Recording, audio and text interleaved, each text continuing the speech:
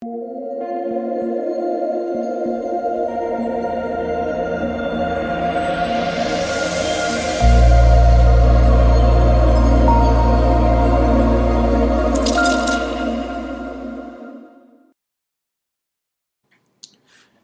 what is going on, guys? It's DK. Back at you with another video here. Today on the 3M Open tournament that is on Draftkings. Before I get into the video, if you guys are new to the channel, my name's DK. I make daily videos breaking down NBA, NFL, PGA, and esports, daily fantasy sports slates, esports, including Call of Duty, League of Legends, and CSGO.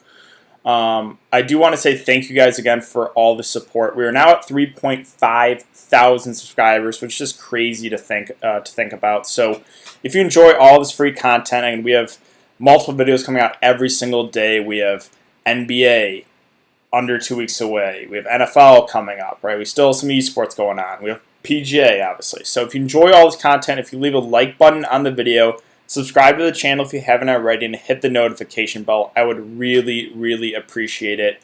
If you're listening to this on Apple Podcasts, this is the DK DFS show. A 5-star rating and review would also be greatly appreciated over there as I continue to grow that as well as this YouTube channel. But yeah, with that, basically, that's all out of the way. Let's jump into the video. So before we get into players and the prices for this tournament, what we can do is we can look back at my lineup here from last week, the Memorial Tournament. So last week was a crazy week. So many big names missing the cut. Sunday was just a disaster, right? Terrible conditions, everyone shooting over par. So let's go over my lineup here. I went with Webb Simpson, Xander Schauffele, Ricky Fowler, Tony Finau, Sergio Garcia, Henrik Norlander. So first, let me focus on, or let me talk a little bit about what I think I did wrong here. And I try not to be results-oriented. I really don't. But in that 8K range, right, I talked about a good amount of guys I liked, about 4 or 5 guys. Finau, who I played, Ricky, Gary Woodland, Abraham Answer. I think personally playing Ricky here was a mistake for me. He did have 2 good, decent weeks, but he's been struggling with the swing. I just think those other guys, again, Woodland and Answer, again, I'm trying not to be results-oriented because they did both make the cut, but thinking back on it, I probably should have went with one of those guys. I think this looked a little bit better than Ricky. Webb Simpson at 9.6. Sure, I'll take the L there. I liked him a good amount. 6 over. Again, the cut was 3 over. Not a whole lot to say other than that. I was a little wrong there on Webb. Xander was a guy I really liked. I think, I didn't expect him to be this high owned, though. Now, in the $100 tournament, which we'll get to in a sec, he was like 25%, whereas Rahm was like 29%. The reason I like Xander as a pivot off of Rahm was I thought he was going to be half the ownership, maybe even less, right? But they came in very close in the $100 tournament, so probably should have just gone Rahm there, but I didn't. I thought the ownership would have been a little bit wider, right? That's why I liked Xander because I thought he'd be way less owned. Finau was a guy I talked about always liking. He had a pretty good tournament besides falling apart at the end of Saturday and going into Sunday's round. He could have won the tournament. I mean, he was leading by 3 strokes late in Saturday, and then he completely fell apart on Sunday, killed me in the $100 tournament. And then Sergio was a guy I liked. Actually, for, shooting 4 over wasn't terrible compared to a lot of guys above him missed the cut, played terribly. So I'm okay with Sergio there, 9% owned. And then Henrik Norlander was a guy a value play I really liked. Only came in at 6% here in the Millie Maker. Finished, 6th? So that was huge, Norlander. Let's go over the 100. So, yeah, I ended up cashing in the Millie Maker, but finished 1 point off the cash in the $100 tournament. Yeah, 1 point. Cash was 349.5. I finished 348.5. So the bogey by Norlander there on 18 ended up costing me $200. So that was a little bit tilting for sure. And yeah, John Rahm was pretty popular here. Again, he was, I think, let's go over the first place lineup, I guess, in this $100 tournament. So we had Rahm at 29% against Xander, was I think 25% in this one. So Yeah, I thought the ownership would be a little bit different with those two guys, a little wider of a gap. He played Brooks, Tiger, Finau, Day, and Norlander. Yeah, I mean, I feel pretty good about the value plays I mentioned. Norlander, Max Homa just missed the cut once again. I think it's a second or third straight week where Homa's missed the cut by one, was on the line. But yeah, other than that, that basically wraps it up. Again, pretty decent week for me. Cash in the Million Maker missed by 1 point, unfortunately, in the $100 tournament. But that's the way DFS goes sometimes. So I hope you guys all had a good week. And let's now go into this week. So again, we have once again another Million Maker here for this tournament. Now this is not the strongest of fields. So let's now switch over to the spreadsheet I made for you guys, which I will tweet out actually right after this. Let me expand this, make sure it still looks good. Okay, I think that looks pretty good. So let's go over, again, what we got here. Obviously, we have the players on the left, their Draftkings salary, their Vegas odds. So Dustin Johnson is 1,000 or 10 to 1 to win. So he, right now, is currently the favorite to win this tournament. I included the average points per game on Draftkings. The course history, only have 1 year, so only have 2019, but did include that. Stat that I included here that I haven't in previous weeks was birdie or better. I feel like in a course like this, it's actually really important. It's a really easy course, so you want those guys that can put up a lot of birdies. Or obviously, you prefer guys that, you know, go birdie bogey than guys with pars with the way DraftKings scoring works, right? It's what, +3 or +3.5 for birdie, whereas only -0.5 for bogey, I think, and only +0.5 for par. So really, again, you want those guys that are going to have a lot of birdies. So that's why I think that's a very important stat to focus on for this week, at least in a tournament, in a course that's very, very easy. And then I included strokes gained rankings. Again, total off the tee, I think is pretty important here for this course. So a lot of those big drivers, I think, get a slight advantage here.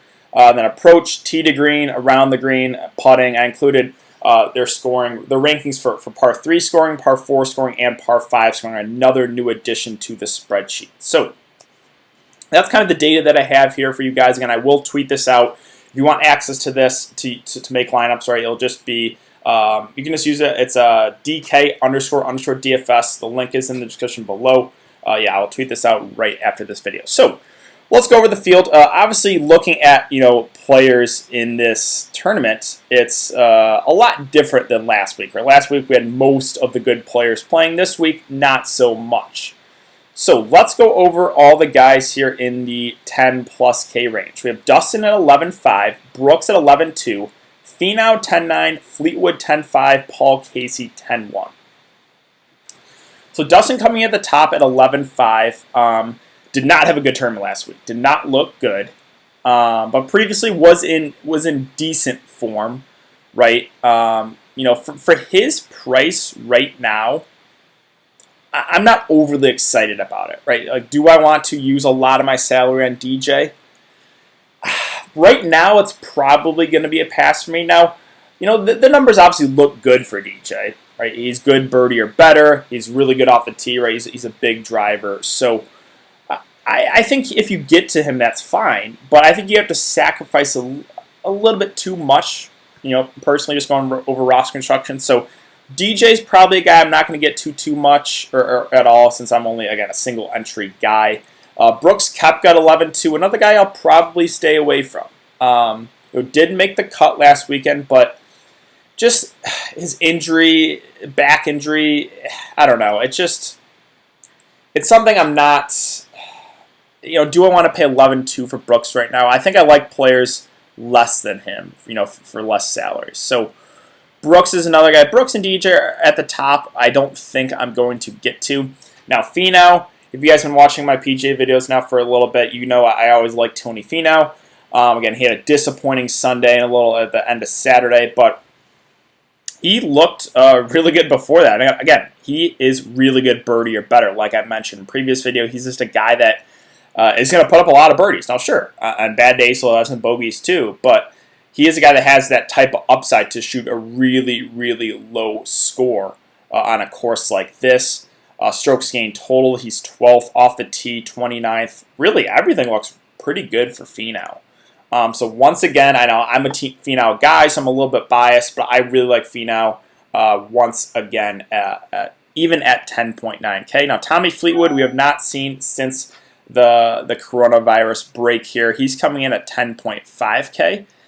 I think, it's kind of similar to Tiger Woods last week. Now, Tiger was a guy that, I had interest in, but I just thought he would be a little bit over-owned compared to the field because Tiger's a big name. And, it was a little bit riskier because we haven't seen him yet play since the break. Now, Fleetwood, I kind of think the same. He's a little bit riskier, but in a field like this, where there's not as strong of a field, I think he's someone that I'm very much considering, right? Because Tiger, there were so many pivots around him, guys that have played they were playing better or just playing at all, whereas Tiger had the huge break. So Fleetwood's a guy that I still kind of like here at 10.5. So I'm interested to see what the ownership will come in on him. I think he'll be not as high owned as some of these other guys in his price range, but I think just for the unknown factor that makes him a little bit risky. But I have interest there in Tommy Fleetwood. Paul Casey at 10-1. I also have interest in here. He's good birdie or better. He's really good off the tee, approach, tee to green. Besides that, I think it was like a quintuple bogey or quadruple bogey. He played pretty good. So Paul Casey at 10-1. He's 22-1 odds to win. I like him as well. So of these top 5 guys, it's actually going to be the bottom 3 that I like the most, with Finau, Fleetwood, and Paul Casey. I think probably my favorite, again, a little bit biased there, would be Finau, but I do like Fleetwood. I do like Paul Casey as well. Let's scroll down now a little bit to the 9K range. We have Bubba at 9.9, Matthew Wolff at 9.7, Glover at 9.4, Russell Henley at 9.2, Harris English at 9K.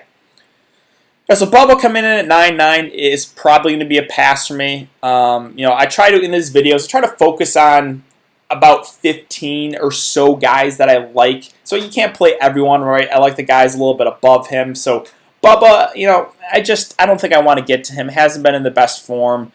I just think he's a little bit overpriced. I just prefer players around him price-wise. Now, Matthew Wolff, I have a little bit of interest in because he's a guy, I've mentioned a few times now, but when he's playing well, he can play really well. Like, he definitely has a chance to win this tournament if he's playing good golf, right? He has that type of upside when he's playing well. He won it last year too, which is always a plus. Well, sure, 9.7 does feel like a lot to pay, but it's a way weaker field. So Wolff's a guy that I have interest in GPPs because, again, for that reason, when he's playing well, he plays really well. So I have a little bit of interest there. Glover's a guy that has been in really good form at 9.4K. He's 33-1 odds to win. He actually finished 7th here last year. Now, all the numbers look pretty good on Lucas Glover, right? 36 birdie or better ranking, 63 total, 40th off the tee. I think he's someone he's probably, I would say, my favorite play in the 9K range. So I do like Lucas Glover a good amount. Henley and English at 9.2 and 9K. Not overly excited. Again, you can't play everyone, so I prefer Glover to those guys.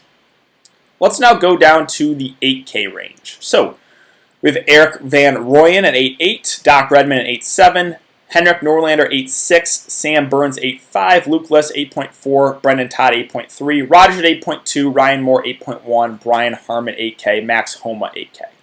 So I want to focus on these top 3 guys, really. Van Rooyen, Doc Redman, and Henrik Norlander. Now, Norlander was a guy that I mentioned last week, really liking as a value play. I was a little bit worried his ownership would get up there. Wasn't too crazy. 8.6K, again, it feels like a lot, but he's been in really, really good form. So I think he's someone that I have mentioned once again here. Van Rooyen's a guy that I've heard his name mentioned a lot already here.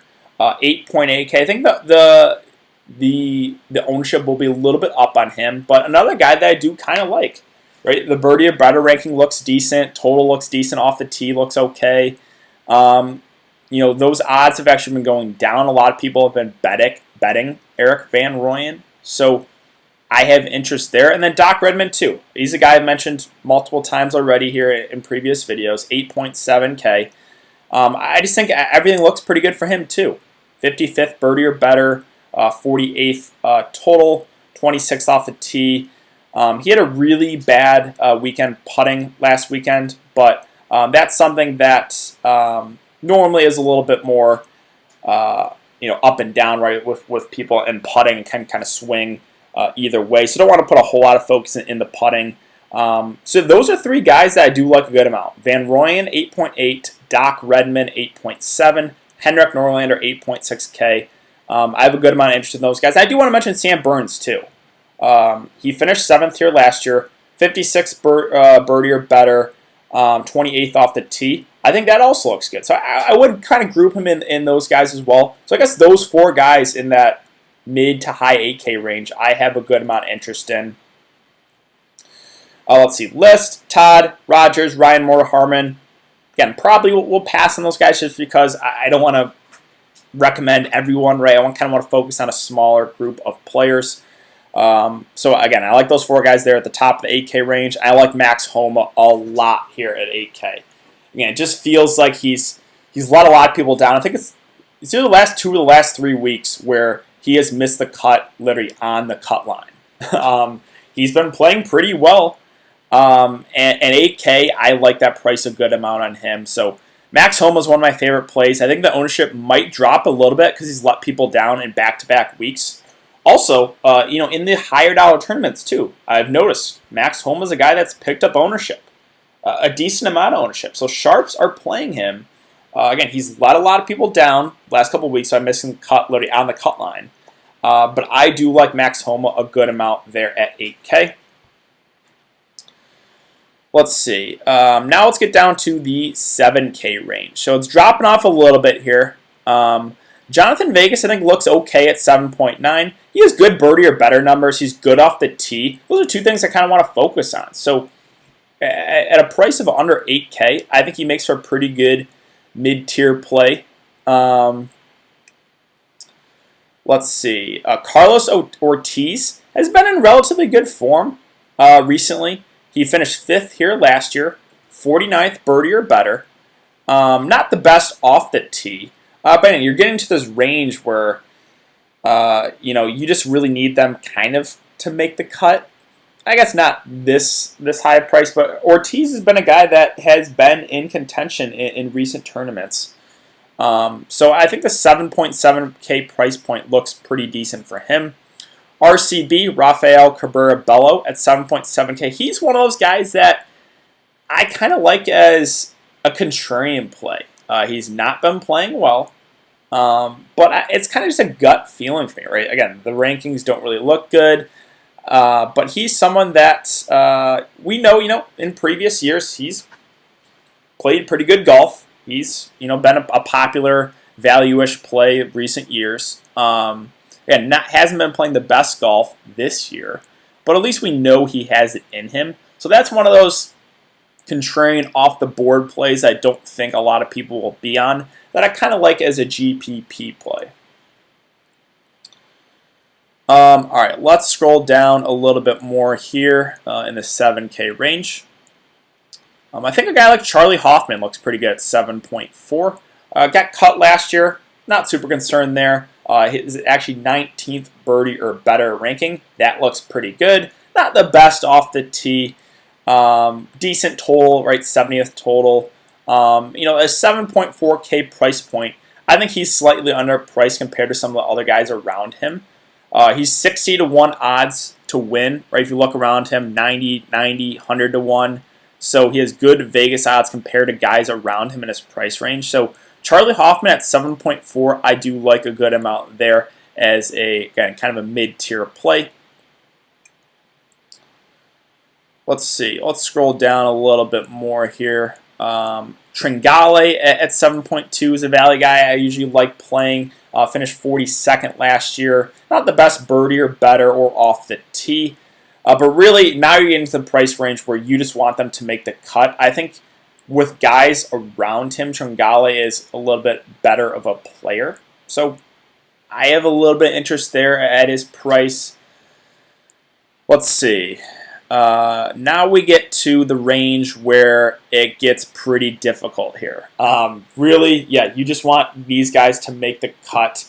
No one I'm really super confident about down here, right? There was a couple of value plays I really liked last week with Norlander. Was at, 6.3. But a guy like Zhang here at 7K, I think looks okay. Right? He's 38th birdie or better. 98th off the tee is not great. But he's someone that's been in relatively decent form for a guy this cheap. So I have a little bit of interest there at his price. A guy like Chesson Hadley here, I think looks decent at 6.9.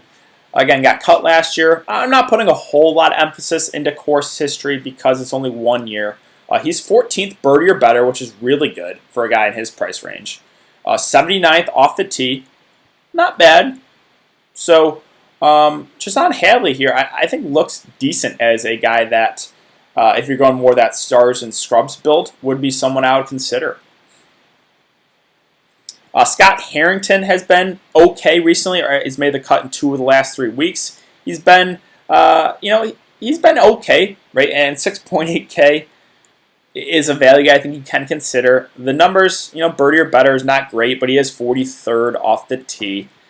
Again, really in this range, there's not a whole lot you're going to be overly excited about. Let's scroll down a little bit more.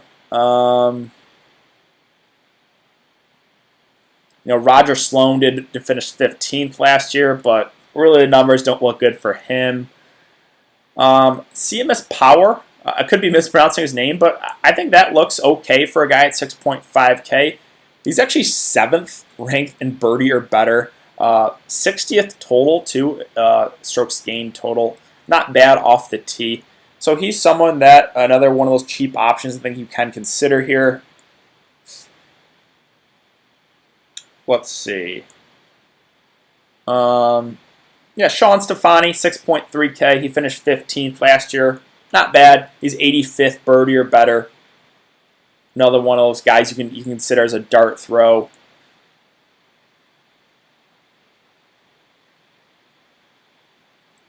But yeah, I mean that's really it. No one I'm like overly excited about. Or like a Twal is min price. He finished 23rd last year, but yeah, you're not going to feel confident really in basically anyone under 7K. You really just got to hope that they can make the cut. So, brief overview again of what I'm thinking for this tournament. I think I'm a little bit, again, slightly undecided on the roster construction the way I want to go. The balance approach is probably a little bit more safe. But there are some guys at the top that I do like. Again, with Finau, Fleetwood, Paul Casey. I like Glover at 9.4. I like a lot of those guys in the high 8K range. Van Rooyen, Doc Redman, Norlander. And I like Max Homa a lot. Yeah, again, I'm a little bit undecided. I think if you go that stars and scrubs approach, you're going to have to take a shot on probably at least one guy under 7K. And no one you're really going to feel great about, but you just got to hope the guy you play makes the cut. And one more thing with golf, too, guys, it's a very, very high variance game. No matter how much research you do, a guy can come out, can look really, really good for a course like this, and just come out and just play terribly. And right, stuff like that happens. It's a very high variance game compared to like NBA or NFL. I personally prefer NBA, NFL because it's more predictable, whereas golf, again, more high variance. But yeah, I think that's really going to do it for the video today, guys. So if you have been enjoying the content so far, I would really appreciate if you'd leave a like on this video. Subscribe to the channel if you haven't already, and hit the notification bell if you're listening to Apple Podcasts. Again, a 5-star rating and a review would be greatly appreciated. Yeah, but that's really it. I hope you guys all have a good day. I hope you guys make some money on PGA this weekend. Again, we have NBA coming back in less than a week. Hopefully, or a little over a week. Hopefully we get some preseason contest. I haven't seen anything posted yet. I did tweet at DK Assist to see if they would post something. So I think they have preseason games or whatever, warm-up games, I think start in a few days. Hopefully DraftKings does post some stuff for that. But yeah, like I said, hope you guys have a good day. Thanks again for having come and check the video, and I will see you guys all in the next one.